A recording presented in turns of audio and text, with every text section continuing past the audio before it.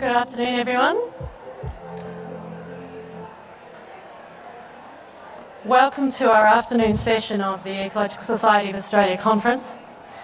My name is Perpetua Turner. I'm the President of the Ecological Society of Australia, so welcome to you here today.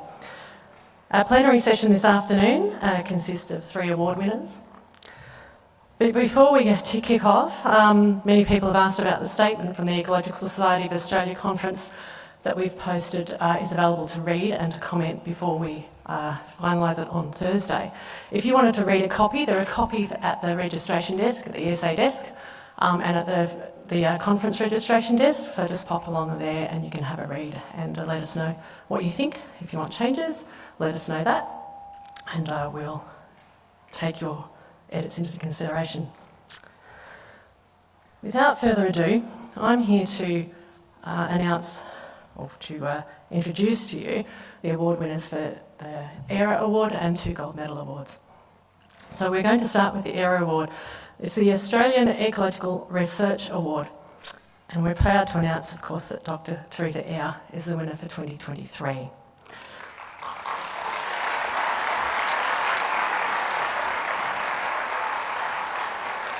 Dr. Eyre is Queensland lead ecologist with Ecological Australia and principal ecologist with the Queensland Herbarium. Dr. Eyre's career has focused on increasing our understanding of complex ecological problems to inform evidence-based land management. She has developed new knowledge of habitat needs, threats and responses to land management of multiple fauna groups and threatened species, most notably arboreal mammals, reptiles, frogs and birds. She led the scientific design, validation and implementation of key ecological assessment and monitoring standards and frameworks used across Queensland. Her work has explored the biodiversity implications of forestry, grazing and fodder harvesting practices and converted that knowledge to advise government and industry on how better to manage biodiversity. And she has integrated remotely sensed data with vast field data sets to fine-scale mapping a vegetation condition. I'd ask Sasha Jelinek to come up and award Teresa with her award. Teresa, it's a pleasure to present this award to you today.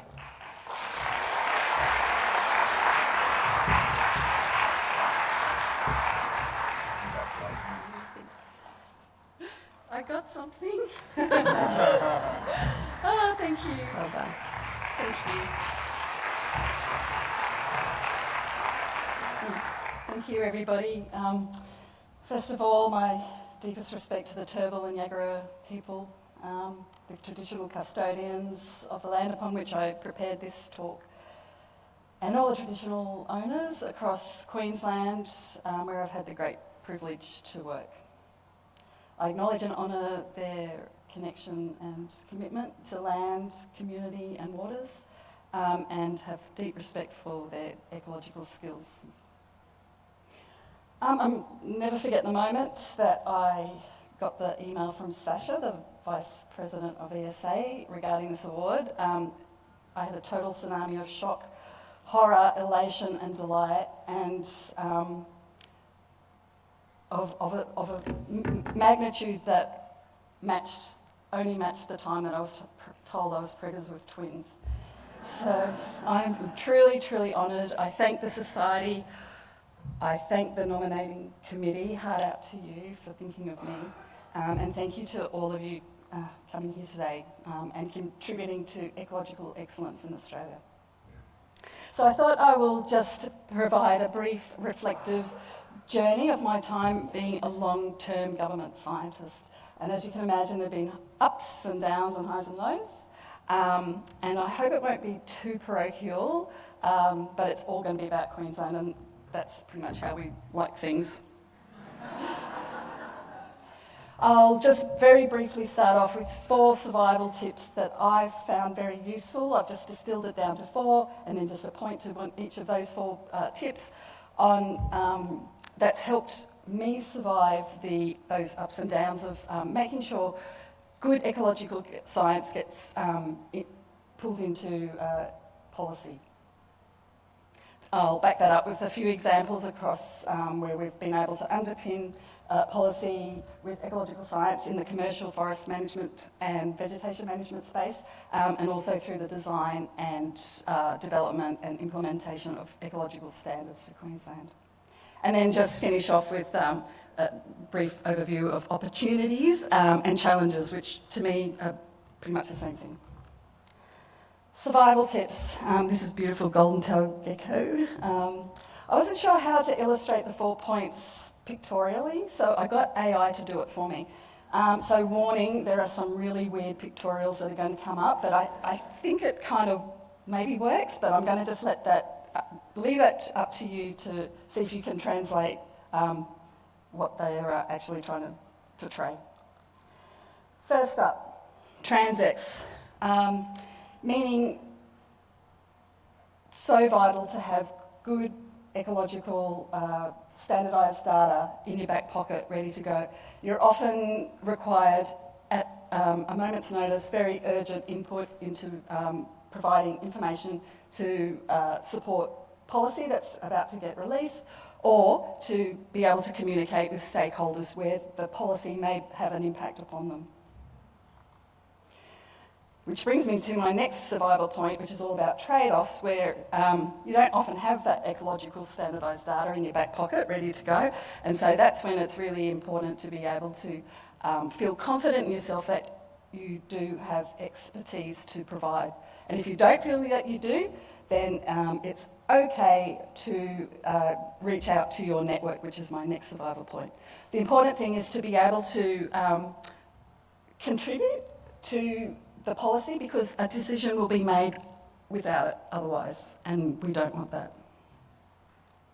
So on to teamwork, and it's basically about making friends with everybody. So making friends with across the various sectors who provide ecological services, and my particular go-to is my academic friends, and they know who they are, often helping me out.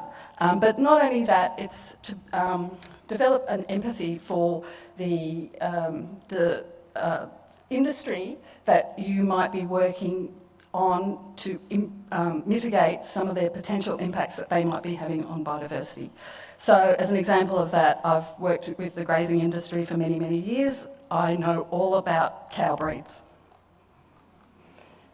And the last one, and this is the weirdest pictorial, is tenacity. And by tenacity, I really meant resilience, and resilience for you as an ecologist, or me as an ecologist, us as a community of ecology. Sometimes, and we'll touch on this in a minute, you're not going to be able to make a difference, but that's okay, because you will eventually. And it's about taking some time out. Doesn't mean you have to stop working.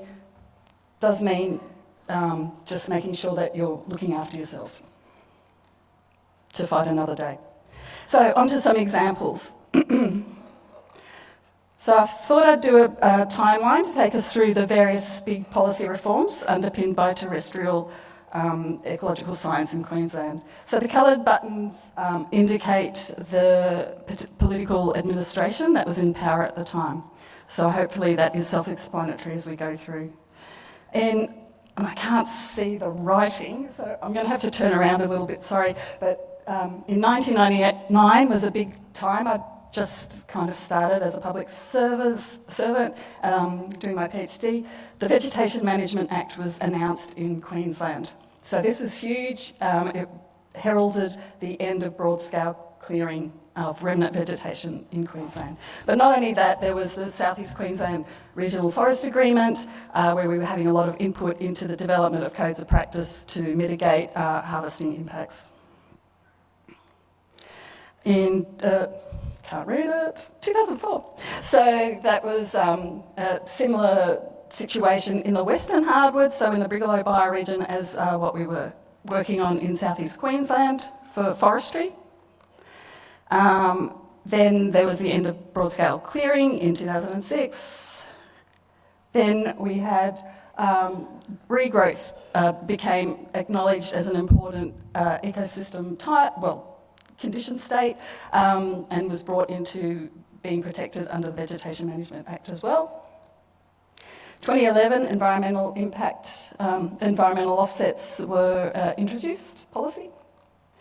2013 is where everything went a little awry for us. I'll go through. So we had a Vegetation Management Act was amended where regrowth was taken out of being regulated, but also it was identified high-value agricultural areas, which happened to be mostly in northern Queensland, were identified as areas that could be cleared of remnant vegetation for broad-scale cropping, for example. State forests were opened up for harvesting, meaning those areas that we'd worked on transitioning into reserve, so those reserves were opened up. Some national parks were opened up for domestic stock grazing as drought relief, which is crazy when you think that 80% of Queensland is under grazing land management. Legislation was brought in to streamline approvals and assessments, and you probably all remember that there was some large staff cuts across particularly the natural resource management, climate change and science departments. It was a rather rubbish time, and did we have any input into any of those decisions as ecologists? No, we didn't.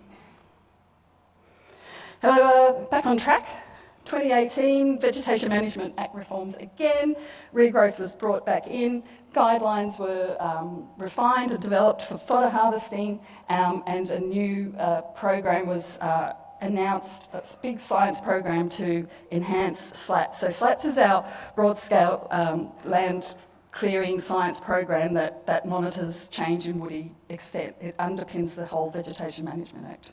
So the enhancement in that program was not only about refining the scale of the mapping for woody extent, but to incorporate condition into that as well. So, and then in 2019, the Land Restoration Fund, which is a fantastic strategy, and shout out to Don Butler if he's here, because he was a major instigator of getting this amazing strategy happening, and we had a lot of input into providing co-benefit metrics and things into that program. So, on to our first example, which is all about habitat trees and arboreals, very close to my heart. So it's pretty important to show forest management, how changed harvesting rules impacted on the hollow-bearing tree resource, and how that depletion of that resource impacted hollow-dependent species such as the greater glider, which needs around 3 hollow-bearing trees per hectare in Queensland.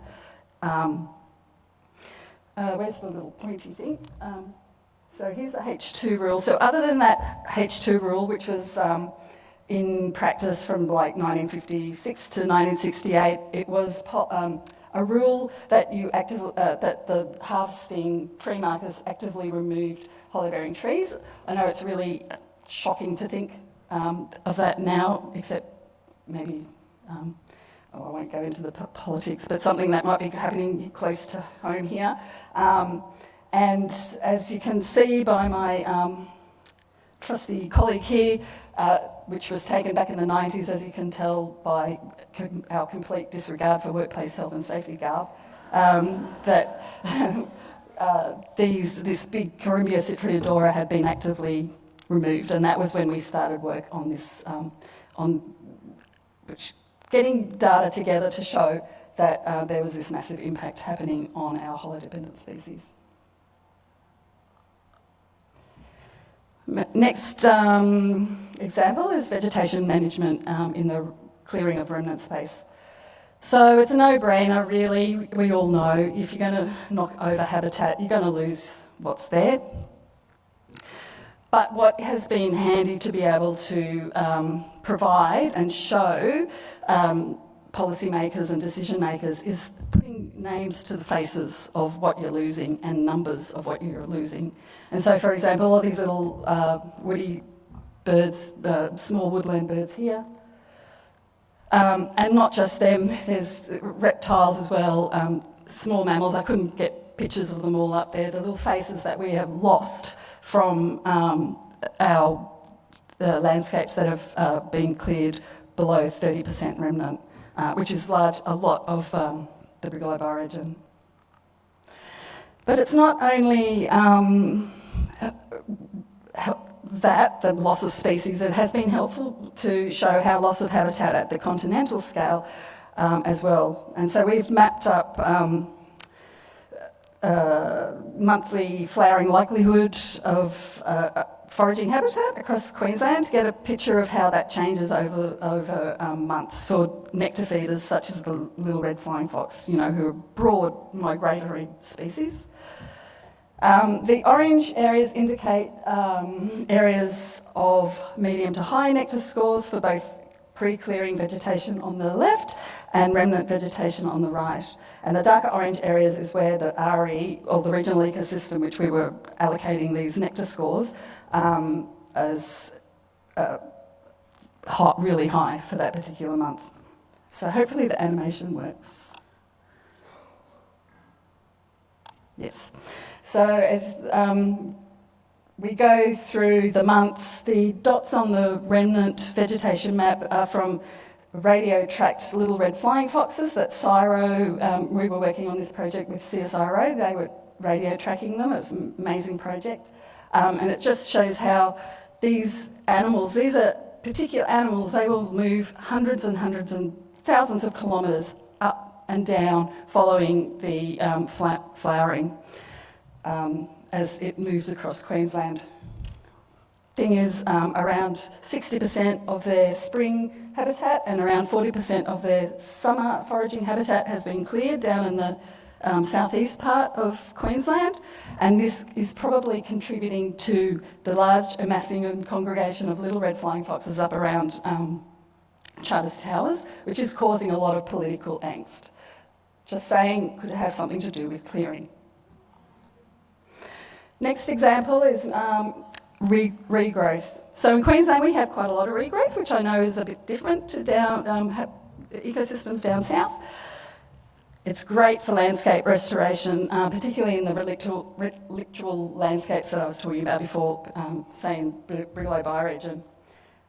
It's cheap and easy to get going. But regrowth also contributes in these highly relictual landscapes as a novel ecosystem and protecting some of our species, and so that has been useful to show as well. So the light green bars on this graph indicate the mean abundance of small passerine woodland birds and minor birds for 3 ecosystem types that we've done a lot of work in: Brigalow, poplar box and mulga. I just want to point out how important mulga is for birds.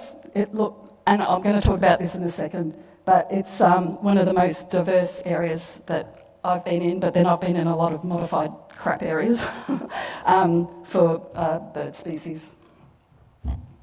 Anyway, I just wanted to point out that regrowth is particularly important in the poplar box landscapes for small passerine birds, and it's probably because, if we go into the next slide, here we have best on offer poplar box. Looks beautiful, not even any buffel grass in there, but completely overrun by noisy miners who are exerting that aggressive, exclusion zone effect on small passerine birds. However, in the scrappy old regrowth, they're managing to hang on. It's still not massive numbers, but they're definitely assisting in keeping some of the those noisy miners out and small passerines to have a little bit of refuge. So regrowth, it's not a wasteland. Either is mulga, and I've got drought master cows. That's the breed. In mulga, it's has anybody worked in mulga? Heart out to you. Not many people really have.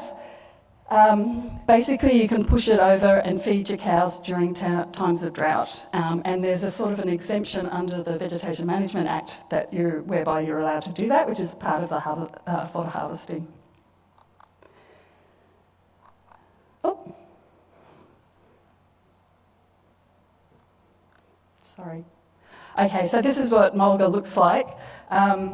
We've been seeing some beautiful, iconic gorges and ecosystems and rainforests, and I'm going, oh my God, I'm going to be showing them some Mulga, but I love it. It's just an amazing ecosystem because it does offer so many ecological services.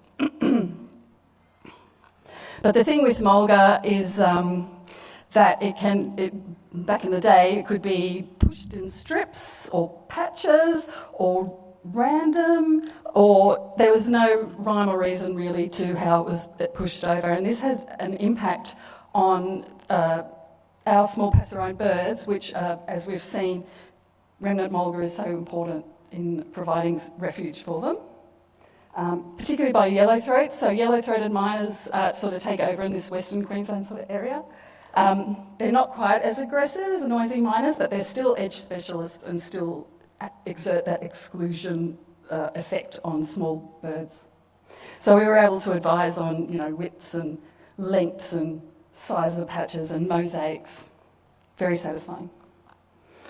And then onto my last example is coming up with providing ecological standards across Queensland for condition assessment and fauna survey guidelines in particular I've been involved with.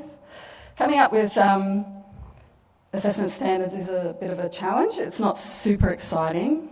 It requires lots of testing and adjustment and time to be adaptive as new information comes along. And to be honest, everyone hates them in the beginning anyway. I think they've all come around now, I hope. But certainly there was a lot of pushback in the beginning. But they're absolutely essential for regulation and compliance officers to be able to compare apples with apples. And also for the new work that's been coming along, and we heard a lot about that today with natural capital accounting, is to be able to provide a standardised like-for-like type assessment. The other good thing about standardised data is that it's much easier to store and retrieve so that you're ready for that next policy challenge that might come along. So moving on to challenges and opportunities. Oh, I can't read this either. So big one is collating ecological data. So I've been working in the private industry for the last year, and I can see that there can be so much ecological data that in Queensland, I know it's different in other states, that doesn't get collated, and this is something that annoys me greatly. And I have been working with Turn, and we've been looking at how we might be able to improve capture of discoverable ecological data. Implementing effective biodiversity monitoring program. Anyone who's worked with me, my friend Alex and Alaric, we worked on this for a long time. Absolutely didn't go anywhere. It's very frustrating. However, I've been really heartened to see talks of where that's been happening elsewhere in Australia. So I'm feeling a bit more enthused about it again. Absolutely essential. How can we, as Rachel mentioned this morning, how can we value anything that we have not measured? Oops, sorry. Keeping up with new commitments that suddenly get announced, like renewables. We don't really have a lot of the science about how we might be able to mitigate potential impacts there, so you've got to be ready, and this is where your teamwork comes in. Keeping up with new technology, well, this is where I like, and this is going to sound weird and creepy, but I love having the young ones around. They absolutely help facilitate keeping up with new technology, which brings me on to my last point, is making sure we have time to mentor our young and emerging ecologists to be able to take on this fascinating world of infusing ecology into policy. So, thank you, and I'll just end on a greater glider munching on a leaf, because I wanted to put it in somewhere and it didn't fit anywhere, so I had to... So it's here at the end. Thank you so much. I'm so honoured for this award, and thank you.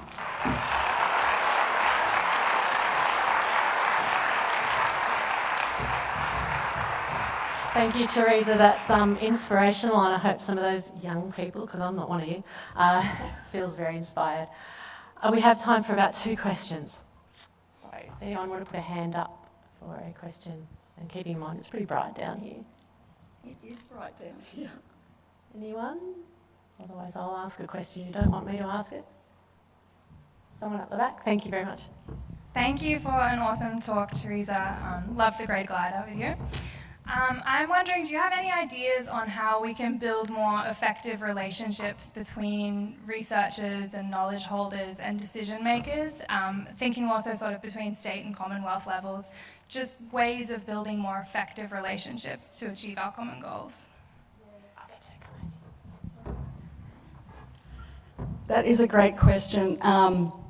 And I've been thinking about that a lot actually just recently, and I think maybe the answer is collaborations with the university and between, like I'm at the state level, but we work at the state level with the Commonwealth, not as much as we used to, which I think is a bit of a problem, but we used to, before COVID, go and have national catch-ups about vegetation management and condition assessment, and you got a real good feel about what was happening across the country, and we haven't really been able to do that much lately. So yeah, that's a gap. But I think in forging real collaborative ties with university institutions, with local councils, all tiers of councils, with traditional owners wherever we possibly can, because we're going to just learn so much from that. And then, yeah, I'm hoping post-COVID it's going to be a little bit more, we can all get back together again. So, yeah, thank you.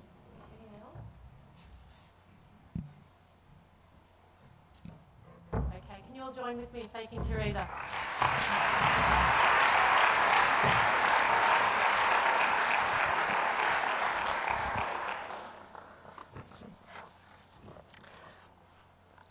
Moving on to our ESA Gold Medal. So, for those of you who are not aware, the Ecological Society of Australia awards a gold medal to an ecologist who's made a substantial contribution to the study of ecology in Australia over the course of their career. And that can include recognition of their substantial contribution to the society and to the research community as well. So also, in looking at the society's values, it looks at their contribution to the strategic aims of the society. It is with great honour that I'm standing here today in the guise of Beck Christensen. I don't look like Beck, pity. Who was the previous president of the Ecological Society of Australia, and Beck has the privilege of awarding the 2022 ESA Gold Medal, and that gold medal goes to Professor David Keith.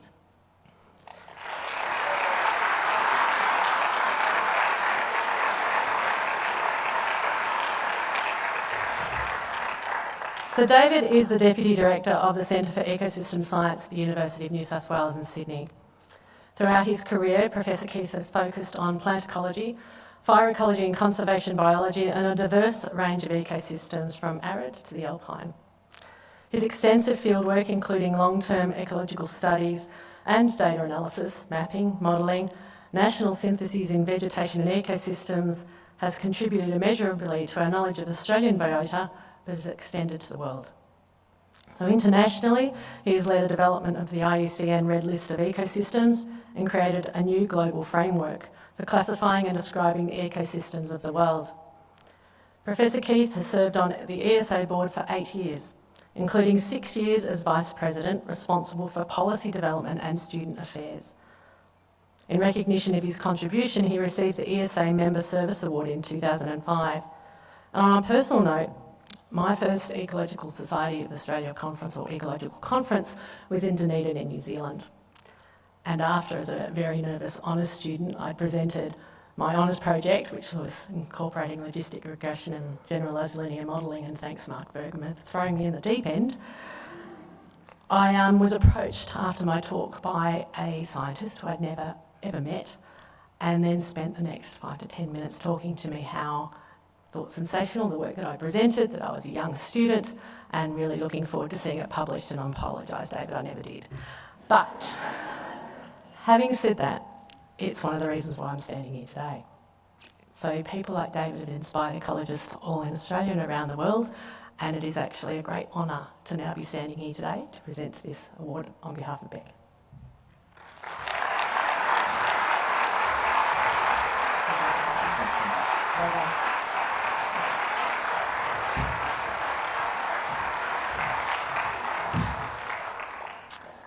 Thanks, Pep. I'd like to start by acknowledging the Darawal people, which is where I live and work, and also the Larrakia people, and pay my respects to elders past, present and emerging, and also thank RDB for such a warm welcome to country the other day. And yeah, it took me a while to think about what to talk about, and I ended up with this, which is a question that I ask myself very, very frequently, every couple of days, actually. And it's not a function of getting old, it's something that I've done for quite a while. And actually there's more than one question there. Why am I doing this? Why am I doing this? Why am I doing this? And consequently, there's more than one answer to that. So let's go on a little bit of a journey. The first answer is that because nature is simply the best. And I think that was put no better than a colleague of mine who used to sign his emails with this little saying that conserving biodiversity, the delight is in the detail. So I just wanted to share that with you. And I think part of that delight comes from the fact that nature is actually pretty complex, which gives us lots to do. And, we have to remind ourselves, I think, that biodiversity, although we phrase it that way, it's not just one thing. And it's something that involves many interacting parts that are organised at multiple levels. And when I was a student, I was fortunate enough to be selected to go to a workshop in Kyola on the south coast of New South Wales. It was organised by a group of 4 academics at the time who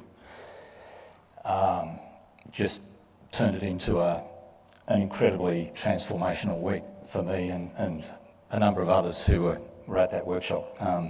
Ian Noble, Joe Connell, Donald Walker and Pat Werner were here, and I think Pat is in the audience. And she probably doesn't remember, but during the course of discussions we were talking about scales and ecology, and she said that whenever you observe a phenomenon at one level of organisation, think upwards to make generalisations and explore the implications of that observation. And if you want to understand why and how that observation of that particular phenomenon happened, then you go down one level of organisation to investigate the mechanisms. And that stuck with me. And I've spent a lot of my career sort of sloshing around between scales looking at different things, and I think that's one of the things that makes it so enjoyable. And I'm going to share with you some vignettes of some of that exploration. The first one is about an old friend. Me and Xanthorrhoea resinosa have been friends for more than 30 years. And one of the things that I admire about it is that it's such a lazy plant. It never does anything unless you light a fire under its arse. And you can see from the data here that it doesn't grow unless it gets burnt. And if it does, then it grows like crazy for 3 or 4 years and then just goes into torpor and even shrinks a bit. And the same deal for reproduction. Nothing much happens until there's a fire, and it has to be a fire in summer, by the way. And then, you might get 10% of the population flowering and reproducing. And occasionally you see one, at longer time since fire, but flowering, but that's pretty negligible. And the thing doesn't even die that much unless you burn it. And you can see from that left-hand curve that the risk of dying actually declines with time since fire. And the interesting thing about this is that there's a trade-off there, a life history trade-off built into the species. It does two demographically opposing things when it gets burnt. And that creates an interesting question, well, what happens? What's the net outcome in a population if it gets burnt in different kinds of scenarios? And so with some modelling, we explored that and discovered that, if you burn or if there's fires, less than 10 years, contrary to expectations, because, you see the thing flowering profusely and you think, oh, it loves fire, but actually it's the survival of individuals that outweighs the opportunity for reproduction and growth in that case. And if you give it a bit more of a breather between successive fires, then you have the opportunity for population increase. And interestingly, fires occur at out of seasons, as we've come to call it, outside of the peak fire season in summer. You miss out on that reproductive opportunity and you get an ongoing decline in the population. And when you actually look at the trend over time, over the 30 odd years that we've been friends, a third, 1 in 3 of my friends in this journey are no longer with us. We've actually lost a third of this long-lived plant, which is functionally pretty important in these systems. Here's another vignette from a different part of the world in the Mallee, in the semi-arid zone. And there was a lot of folklore around Mallee eucalypts in the early 1980s in particular. And that inspired some research by a couple of key groups at CSIRO and ANU that were on a quest to understand when these things actually recruited, because no one had really seen recruitment going on in these eucalypts. They live forever, don't they? Anyway, during the 25 years that we've been working with these plants, we've again discovered that things happen after fires. In the 3-year window after a fire is where you see appreciable mortality that you can see there. There's 2 sources of mortality. One is heat shock in the red there, and the other is what we call background mortality. So they actually survive, resprout, but they don't make it through the next year or 2 because of physiological stress. The other side of the coin is recruitment. And we've been fortunate enough during that time to observe half a dozen different recruitment events at different sites after different fires. And the recruitment rates and survival rates of seedlings are quite low. And that might be one reason why they're so seldom observed. But the net outcome is that in this case, recruitment does seem to be enough to balance that relatively modest mortality under the current regimes, and that these populations are roughly stable. And if you do the calculations on the demographic rates, you get an estimated generation length of 300 to 500 years, which is about the ballpark of carbon dates of lignotubers of these things. But the key message there is that recruitment is really quite variable, and it depends what year you're born in and what the conditions are like in the coming years. And the rates of establishment are really slow. There's a photo there of an exhumed lignotuber that's about 15 years old and not capable of supporting survival after fire. Okay, so what happens beyond populations? Well, in the same landscape, we've been looking at some other plants in that system as well. And there's interesting interactions between plants and animals, animals that eat plants. And in these calitruses, which are killed by fires that burn their crowns, there's really differential effects of herbivores on survival of the emerging seedlings. And you can see there that kangaroos don't actually have much of an effect on the survival of seedlings, but rabbits and goats, which are included in the all treatment there, certainly do. And so there's interesting additional, influences on the population that don't apply to the Mallee eucalypts because they're much more resilient to herbivory from vertebrates at least. And that starts getting us thinking about moving up that scale, thinking about what we can learn about how species differ in their responses and how they share similar kinds of responses to different kinds of processes, the frequency of fires, the interaction between fires and herbivores, and also, importantly, the interaction between fire and drought and the timing of those two things. And these are species that coexist and have different sets of functions in these systems as well. Moving on to another study in a woodland kind of landscape, we can ask questions about how communities as a whole respond to environmental change and also to management.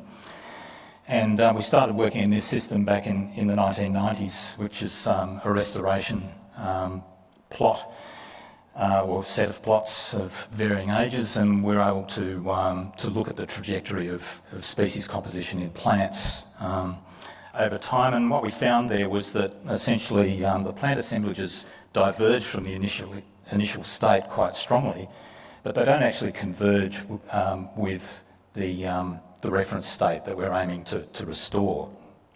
And we've now got more than 20 years of data on that trajectory, and the pattern's basically the same.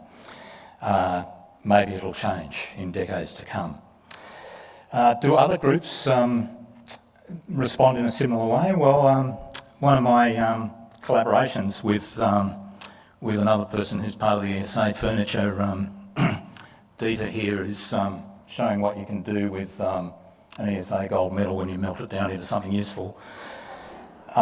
We looked at ants there with a student, Boris Lomov, and interestingly what he found was that over a short time frame, the trajectory of ant communities actually does start trending towards convergence with the reference state. And more than that, some of the functions start to become pretty similar to what's going on in remnant woodlands as well.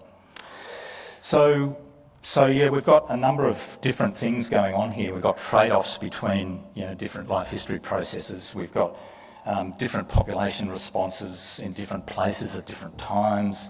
We've got interactions and dependencies among different species that are part of the same communities and ecosystems, different sensitivities and ecological roles performed by those species, and different trajectories between different assemblages in the same place at the same time in response to the same kinds of disturbances.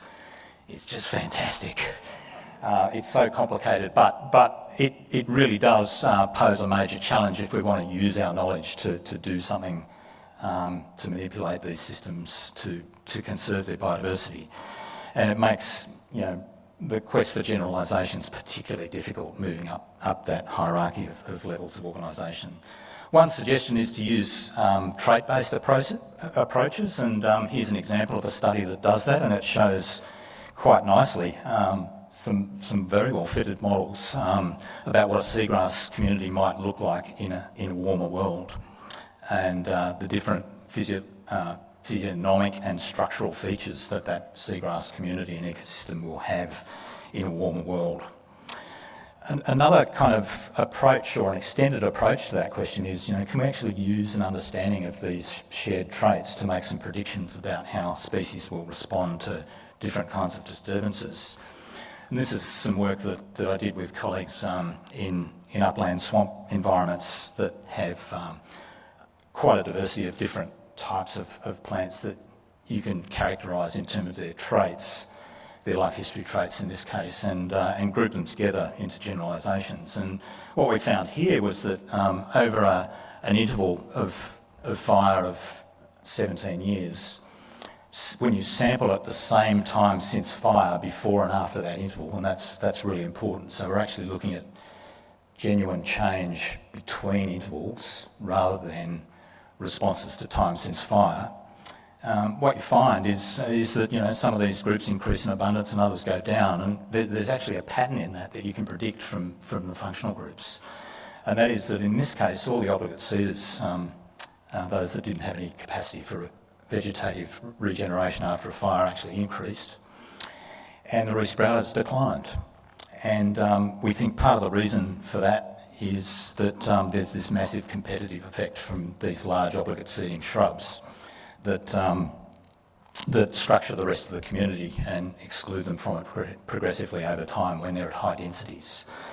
And you know, that's not necessarily a problem where there are other means of regeneration like seed banks, but a lot of the woody resprouters, which are slow growing as we've learnt from the xanthorrhoeas, actually don't have a seed bank, and so those declines are going to be very long lasting.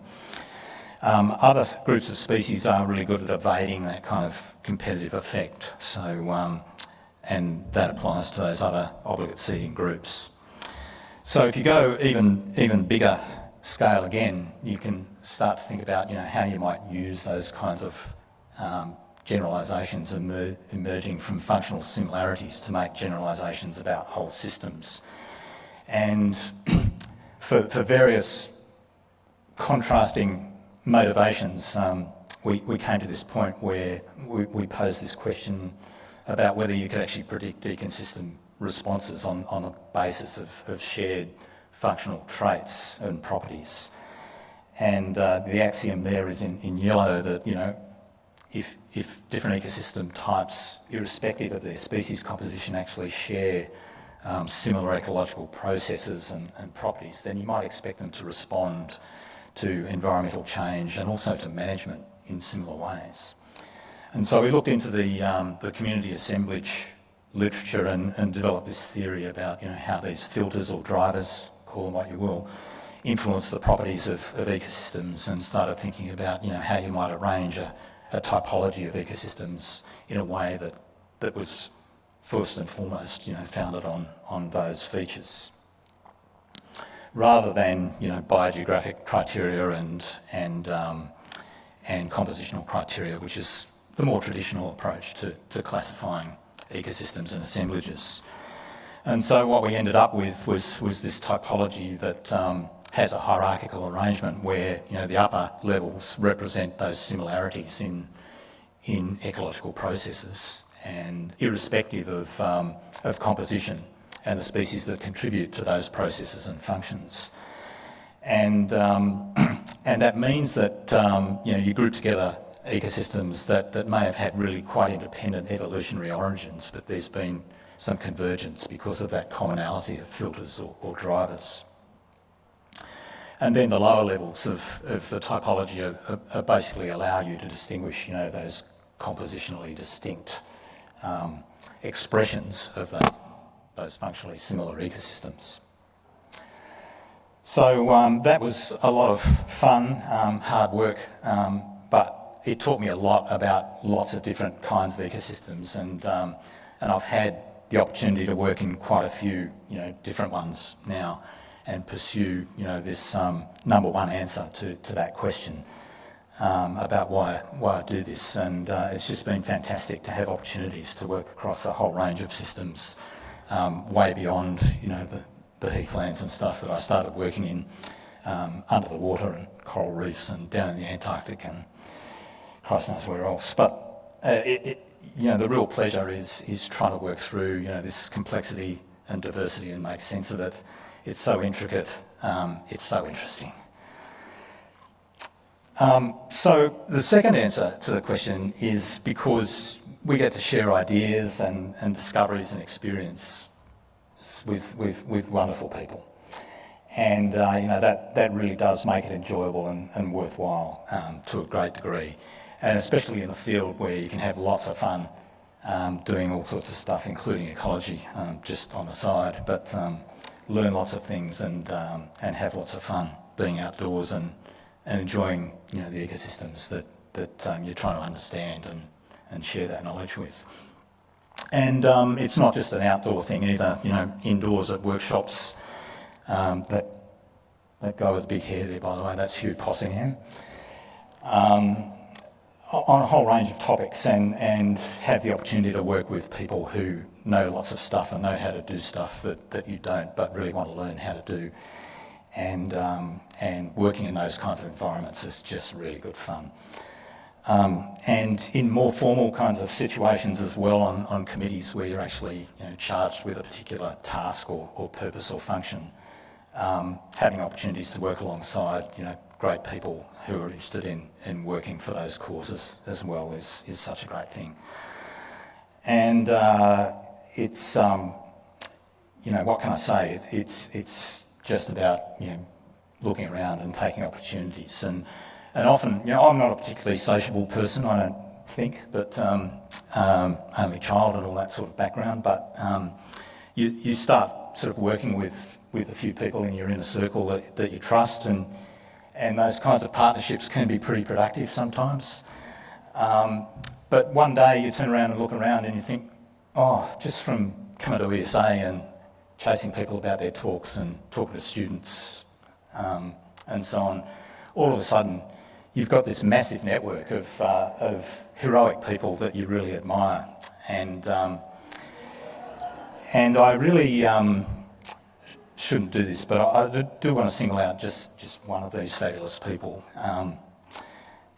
Oops.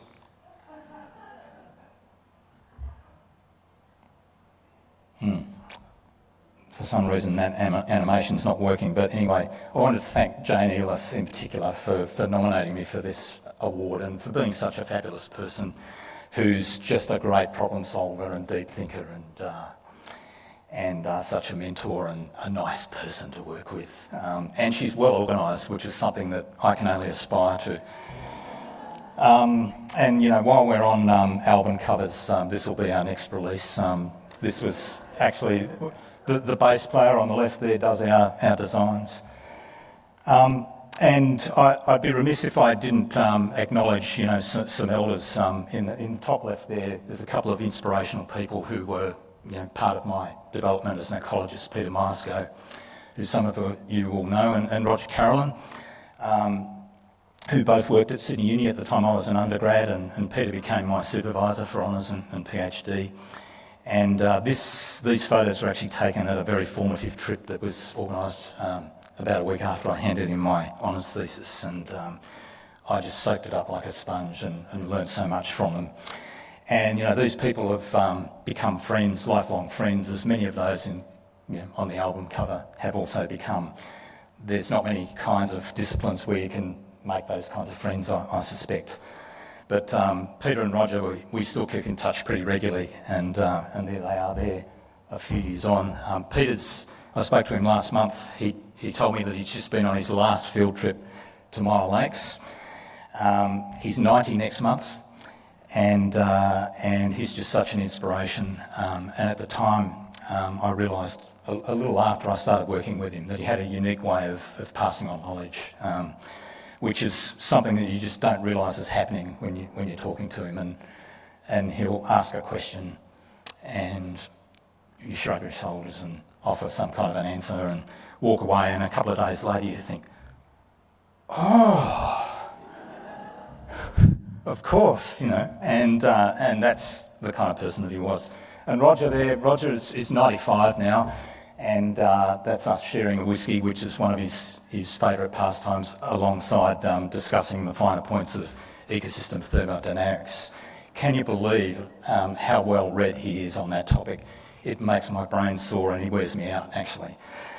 And finally, my bestie, number one, only she will know which of those two is the red dwarf. And the third answer is that we're on a mission from God. And the mission from God is that, we want to give something back to nature that's giving something really good to us. And I went to a talk that Bob Pressey gave at ICCB in Hawaii a few years ago, and Bob had this curve of our contributions to conserving biodiversity. And it was one where there was a scenario without our contribution and one where there was, a contribution from us. And it's a tough call because this is a pretty hard game. There's lots of things that we can do, and each of them we don't often see what kind of impact they have. But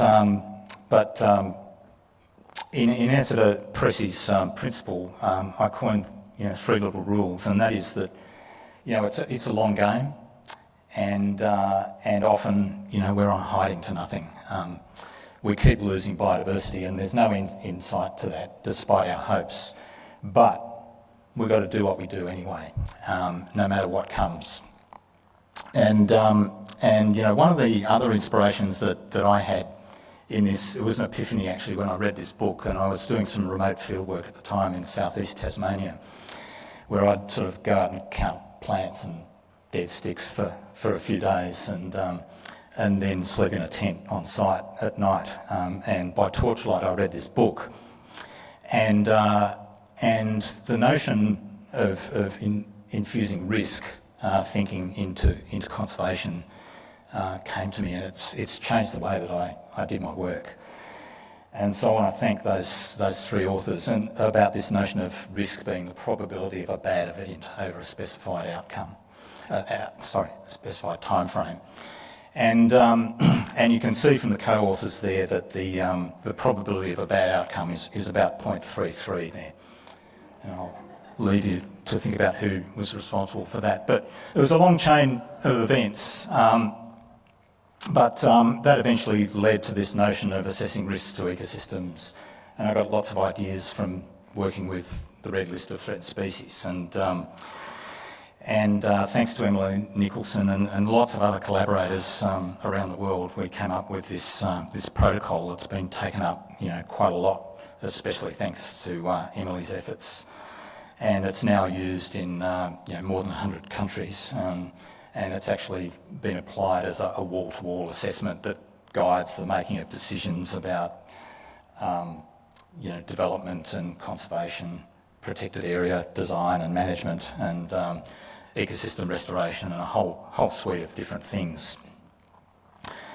And so, at the big picture end of things, that's been something that I think is a work in progress. And by the way, Australia, despite having a pretty significant role in developing this thing, we're actually a little bit behind places like South Africa and Finland and Norway in applying it. So come on, Australia, let's get into it and bring this into our conservation decision making system and habit. The other example that I wanted to flash a vignette about is one at the other end of the scale, minutiae. A colleague and I discovered this population of calitris, black cypress, in eastern Sydney, and it was really bizarre because it was in an area where there's just about double the annual rainfall for most of the range of this species, this outlying population, both ecologically and spatially. And really quite bizarre. And there was a fire in this area, so I went out there with a colleague to have a look and see how it was faring. And what we discovered was that 98% of the population was killed by that fire event. And this is a species that recruits from serotinous seed banks. And we were hopeful that there'd be a response there to replace those individuals that were killed.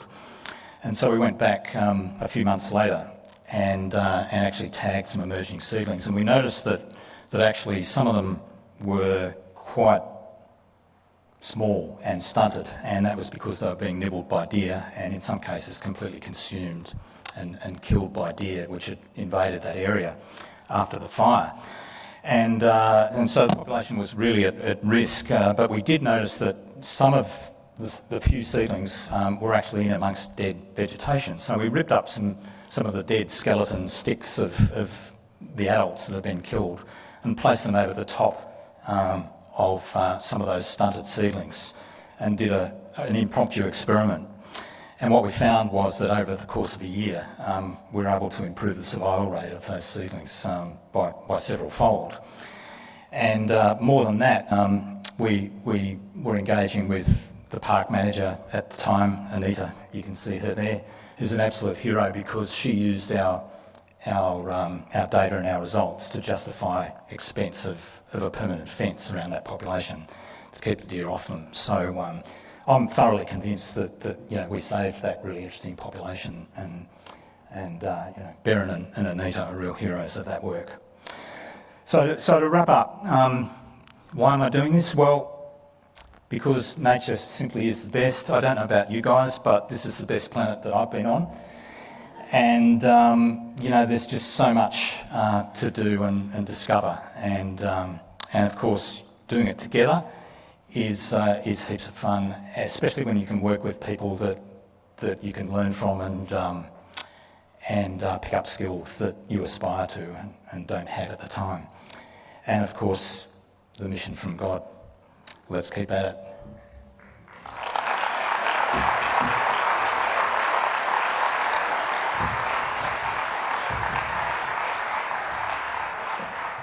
Thank you, David. Unfortunately, we don't have any time for questions, but we all know what you look like. Yeah, I didn't actually lose my name tag. You can have mine. Join with me in thanking David for an excellent talk and good inspiration.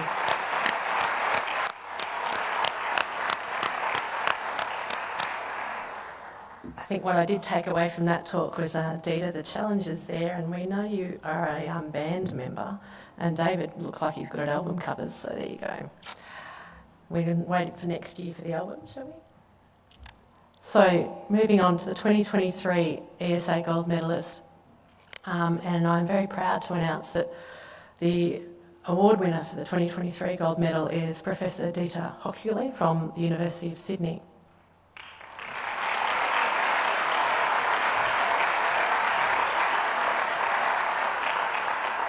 Dita leads the Integrative Ecology Group at the University of Sydney, where his research focuses on how biodiversity responds to the unique pressures of urbanisation. He has a particular interest in the ecology of iconic birds, mammals, insects, and spiders of cities, and their interactions with the environment around them.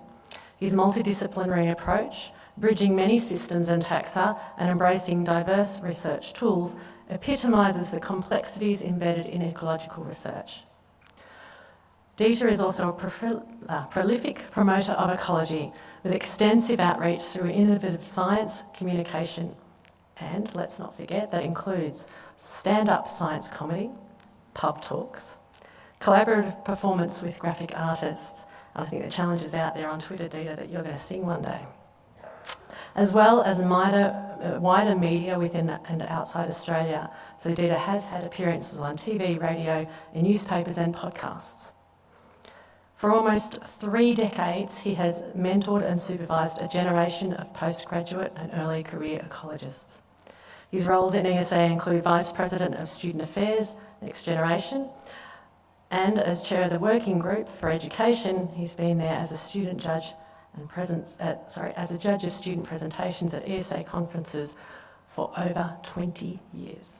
ESA is very much in your debt for your contribution and your service, Dita, and it is with sincere congratulations we'd like to present you this gold medal.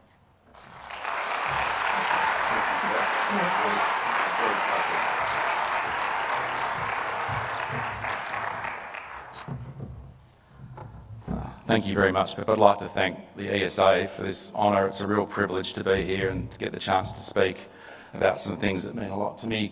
I'd really just like to thank the Society for being my intellectual home for so long. There are a few more acknowledgements that will come along the way as we speak, but essentially my talk today is really about trying to probably talk about some things I think that can make our unique branch of science better than it is. And what I'm really going to promote is perhaps something that looks a little bit looking at reimagining a naturalist tradition that probably is at the heart of many of our motivations for doing work, but it doesn't shine in the research that we present. It's really hard to work out what to speak out here, and hearing David's talk, we have some overlap. I started, as most academics do nowadays, with this, like what should an academic talk about? And thankfully, I think to David's credit, he covered most of these things. So thankfully, I uploaded my Plan B talk, which was really to get to the heart of this. We have a dilemma as ecologists. We're essentially the people who are supposed to be answering the questions about what animals and plants do, how they interact, what happens when their habitat changes, when you improve it, when you reduce it. We know that there are millions of species on the planet. Overwhelmingly, we know nothing about those species. That's the problem for us. Our remit as ecologists broadly is to understand how the natural world works. All the other stuff is important that we've talked about this week too, but ultimately you walk outside these doors, the community we serve expects us to be able to understand and talk about how animals and plants work. So I came with some initial reflections on what might be at play here. And this was just sort of my thoughts. I think as a community, because of career trajectories and professional responsibilities, we probably over-specialise and under-generalise with our research profiles and our expertise.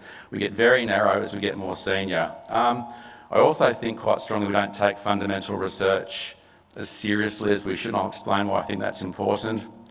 And I think the push towards interdisciplinarity is really critical, but when you do engage with it, we can't be intellectual tourists. So I'm going to speak a little bit about some stuff that's been prominent for me about reimagining the naturalist tradition. And I think we can look at nature in a different way and probably make a case that we need more polymaths and need more generalists and people that can speak outside of our very narrow spheres. Now, the naturalist tradition is an interesting one. People like Maria, Sibylla Marion and Rachel Carson, Darwin E.O. Wilson.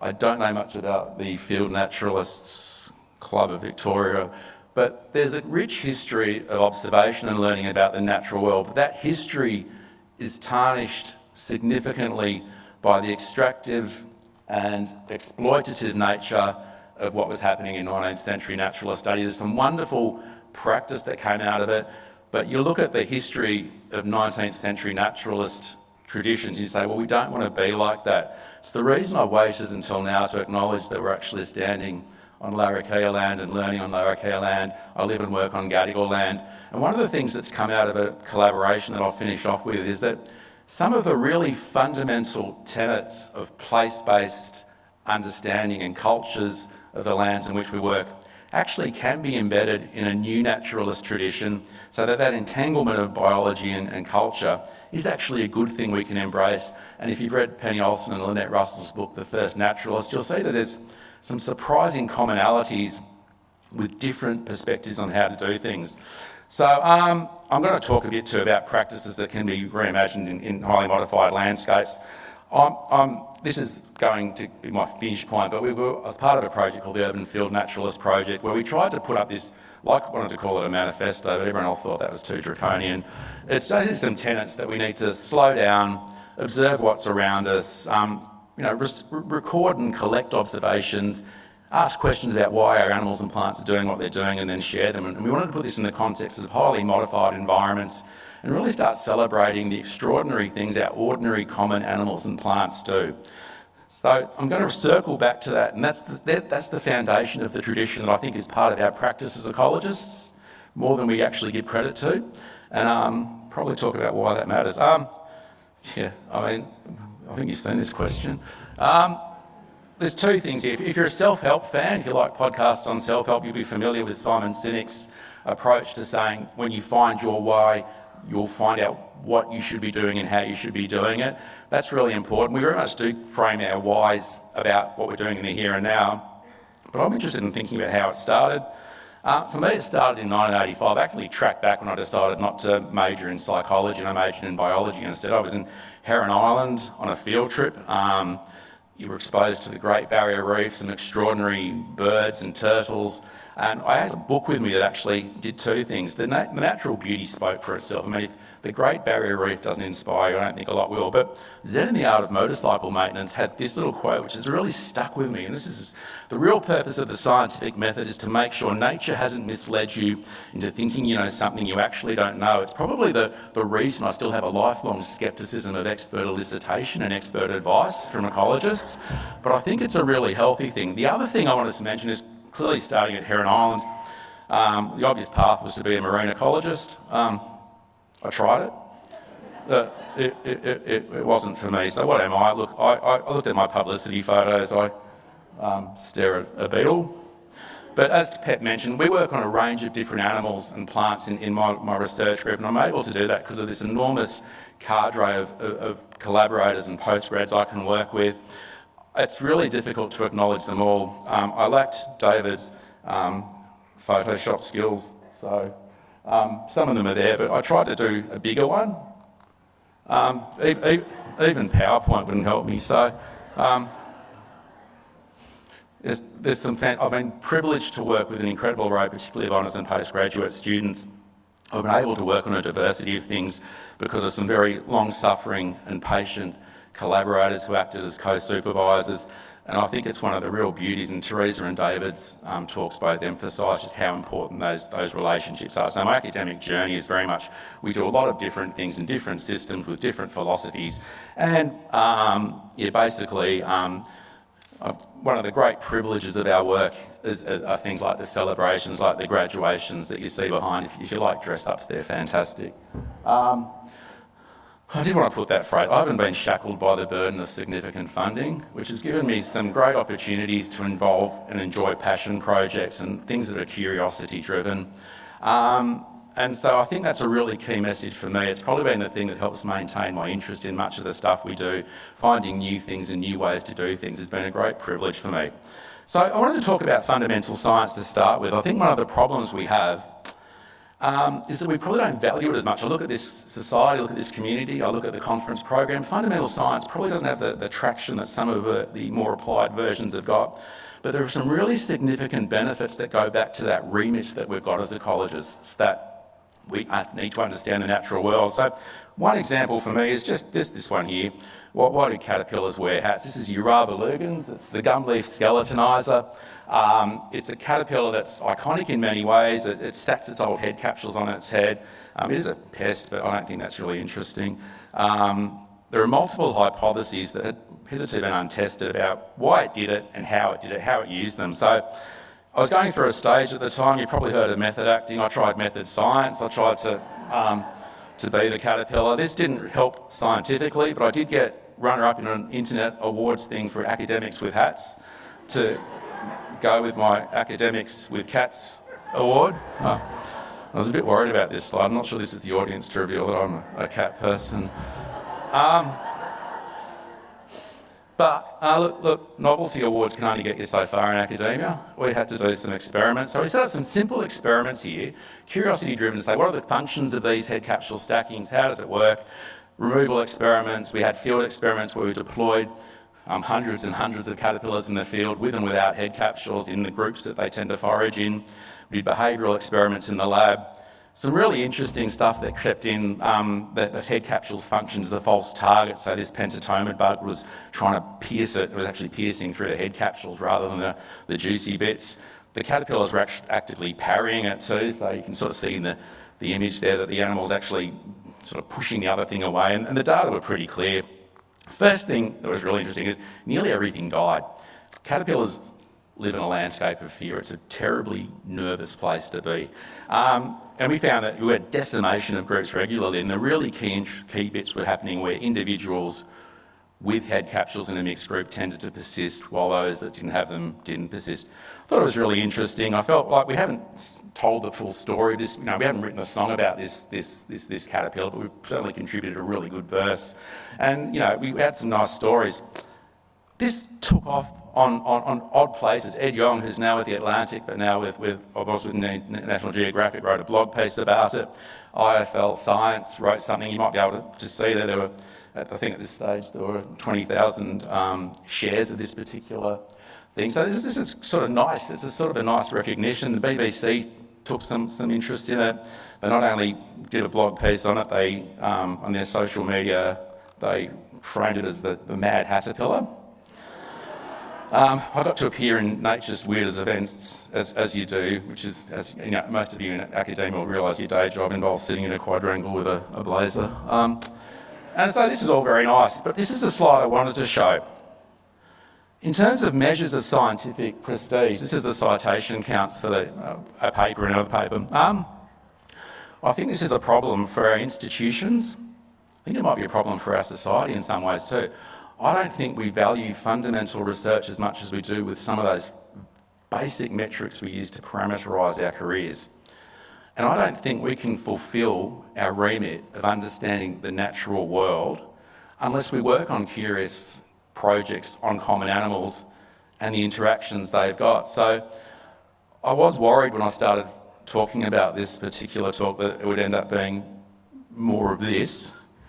But I'm actually going to focus a little bit on the useful science, the people science, because what I'd like to do is take a big pivot here. So the point there is, I think fundamental research matters. It's interesting, it's curious, and even if we may not obviously value it institutionally, the outside world really likes those stories we've got to tell, regardless if your job is policy, practice, you are encountering these animals, you're learning things about these, and the naturalist tradition can actually help you understand some of those things.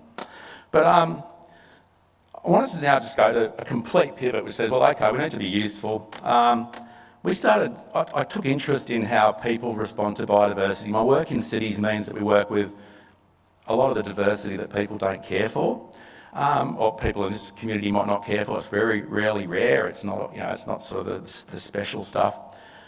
But it's taken me into a world, I've called it an intellectual minefield behind us there, but basically trying to work with social scientists productively and collaboratively and constructively has been one of the real gifts I've had in the last 5 years about changing how I think. You get very hardwired if you've been in this game for a long time, and it's nice to actually realise you can get unwired a bit. I'm just going to give an example from Ryan Keith's PhD work, which looked at nature connections amongst urban children or children living in cities.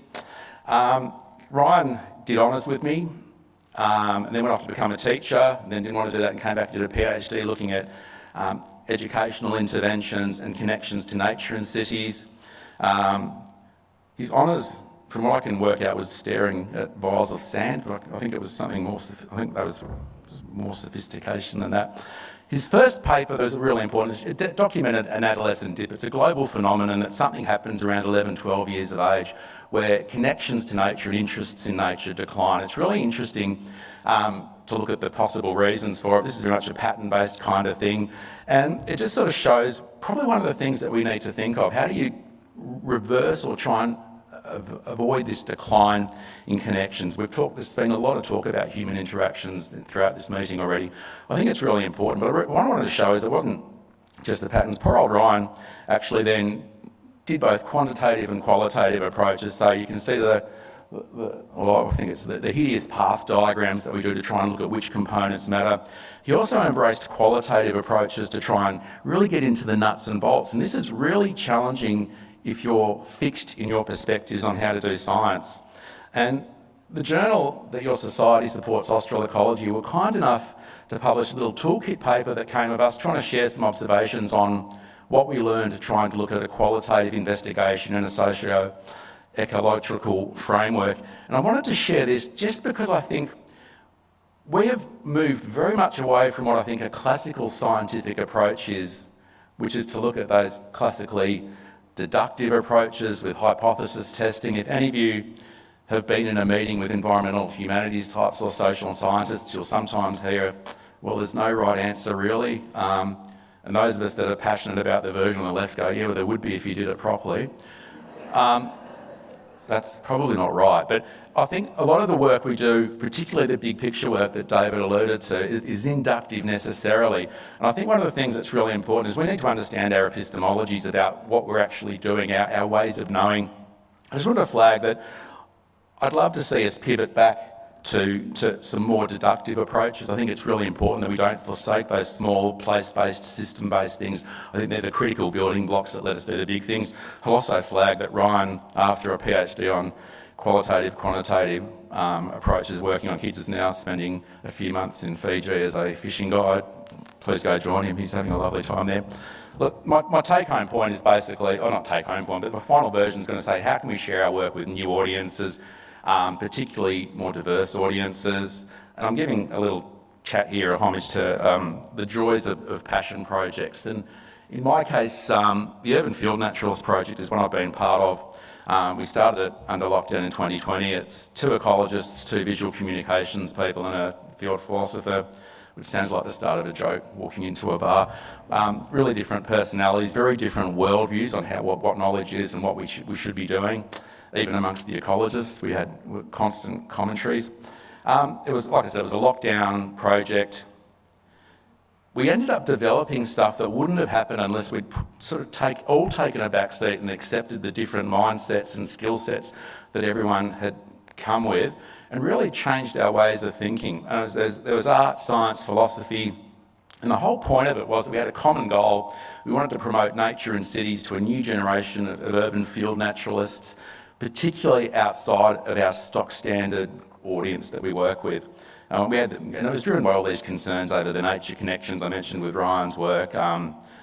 We don't understand how nature responds to cities and the hostile pressures it brings, as well as the the challenges we face in telling our story. So I mentioned the manifesto, let's call it the manifesto, the simple steps to becoming a naturalist. This is very much embedded in our practice as scientists. We observe things, the slow down part we probably don't do as much as we should. There's a wellbeing component to that, as well as you do your work better when you actually observe carefully. It's sampling efficacy and the like. The beauty of this, and I'm just going to go through this reasonably quickly, is just to say that we were fortunate enough to then turn this into a book that was written as a collaborative. It wasn't, there were 5 authors, but it was published by us as the project. According to Indira and I, it was certain to convert you into a budding backyard David Attenborough. We haven't got any evidence to support that, but the point I wanted to make is we put this together, and it was, I'm going to give 3 quick illustrations on looking at a similar kind of a question the same way. I'm going to focus on 3 illustrated guides with distinct perspectives on insect pollination. We did just 3 little bits here that were the process of looking at pollination, which involves us sitting down and staring at flowers. Quite often that's embedded in our practice. That's how it's pretty hard to understand floral visitation from the first instance as without the staring at flowers. The key part of that chapter was that's part of the process, and the second part was saying it's not pollination if you just visit a flower, you've got to fertilise it. The second one was a bit of a collaborative guide that talked about who visits flowers, and the third was just trying to promote a favourite group of ours that are not loved as much as they ought to be. So the staring at flowers chapter was fairly conventional. It basically did promote those 2 things, that the process and the practice was staring at flowers, knowing who visits is really critical, and then secondarily talking about this, it's more than just visiting a flower, the differences amongst visitors, thieves and the like. The beauty of this, surprisingly, is that it got excerpted into a News Corp newspaper. It's not a media group I've engaged with significantly in the past, but it got a full page in the Weekend Australian, which is probably a chance for me to speak to a different audience and expose me to some different people. Our lesser known pollinators version was a bit flippant and a bit frivolous, really just trying to say all these, it's not just honeybees essentially, and we made that point really clear. Look, a lot of people aren't fond of the Kardashians, so some of the people took this as a bit of an insult, but we did describe honeybees as the Kardashians of the pollinator world, just because they're everywhere. We also pointed out that honeybees send more people to hospital than snakes and spiders combined, just to put it. And the final anti-honeybee thing was basically, there's a hoverfly there and 3 bees, 2 native, one introduced. I hope you can all work out who the hoverfly is there. This was a really fun one. We've been evangelically promoting this, that hoverflies are just as important in many cases as a lot of our bees. What we did, we had a whole lot of resources. The final points I want to make is we're able to take these and make them into work that let us engage with culturally and linguistically diverse communities. They're the communities I don't think we can connect with very well at all in cities, particularly in Sydney. So Zoe Sadakirski, who's a big part of this project and the main driver of the graphics here, put together a whole lot of resources that we translated. I wrote the basic, walk through the park and stare at stuff bits. We've been able to get that in Arabic and Vietnamese and Mandarin as well. We also have a collaboration with Headspace, a youth mental health charity where we run workshops to try and basically put connections to nature as part of your practice or part of your treatment or part of your day-to-day life, and just exposing to people to ibis and hoverflies and water birds, the things that we would walk past and take for granted, has been amazingly valuable. These things also give you other opportunities. I got the chance to do a lot of other conversations. Some of them are big picture podcasts, some of them are just a small bar where I had someone trying to draw while I was reading aloud. I got to meet Richard Wilkins, that was pretty exciting. But the final thing is, I want to just finish on this point really. Why do I do ecology? I think I'd like you all to think a little bit about the teachers or mentors or moments that made you decide to start doing this. I think the point about why you're doing it now is critical.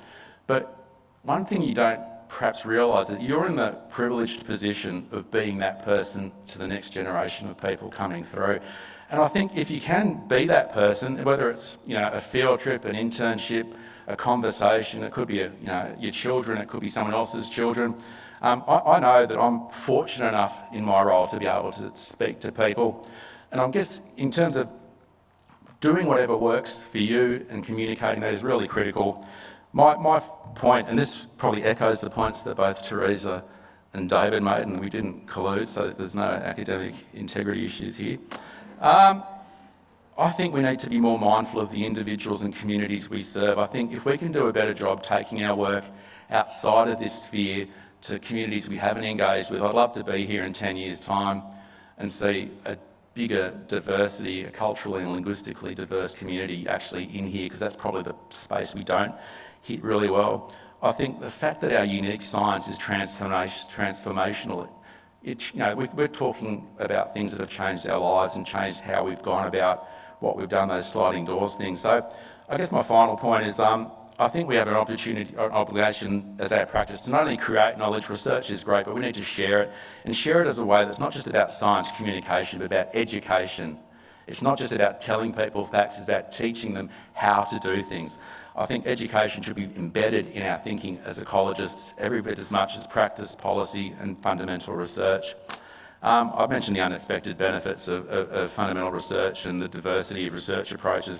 I think the fact that we value diversity in natural systems, when we should be valuing it in our community for the things that we do.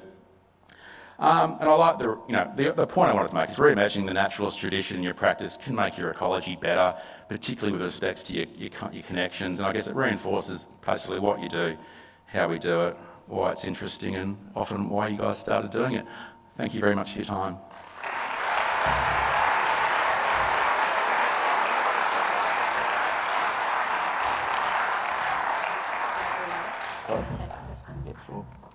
There's time for one question.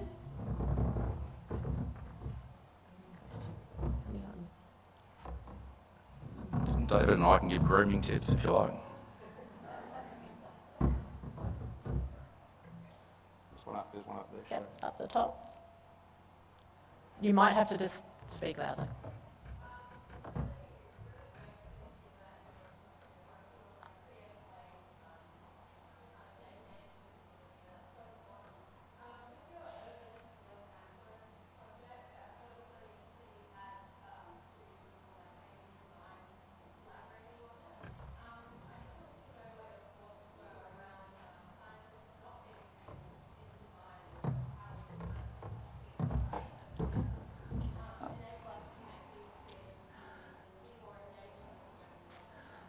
Yeah, thank you. That's a fantastic question. The question's about engaging with designers and how scientists typically aren't trained. I mean, there are a beautiful array of posters, by the way, out there, but the one thing I learned is that the visual communication people aren't there as an afterthought. I think co-designing the project with them was absolutely critical, and getting them in at the start. It's something we've now done on multiple projects with that. I think the critical thing is having people in as equal partners, the different skill sets, and this goes to the supervisors, the collaborators I've had too. It hasn't been a transactional thing, it's been an authentic, I need to learn how to do this, but you do it better than me, and then learning to speak their language. I made a joke about, there's no right answer, but it's really, if you've been in those different multidisciplinary environments, we all need to have some intellectual humility, which doesn't come naturally to some of us. And I think it's really important to try and basically form those relationships, talk early. And I've been the steamrolling way that the two visual communications people went in really different directions with what they valued and what we were saying. One of them got really depressed, by the way, when he found out that the native bees he loved in his garden were hoverflies, but then he became probably the champion of hoverflies in Sydney's inner west. So you asked a question. I don't think training scientists to be better graphic designers is a great way to go. I think having authentic collaborations where you actually talk about it and you see what they can do, and actually trying to pull back a little bit and actually see and watch what they're doing has been probably the most formative thing for me. The different mindset I've got now to the one I had 4 years ago it makes me feel a bit better about myself. I'm not as hardwired as I was. So short answer is co-design, bring on early and make them equal partners. Yeah. Thank you, Dita. If you could all join with me in thanking Dita.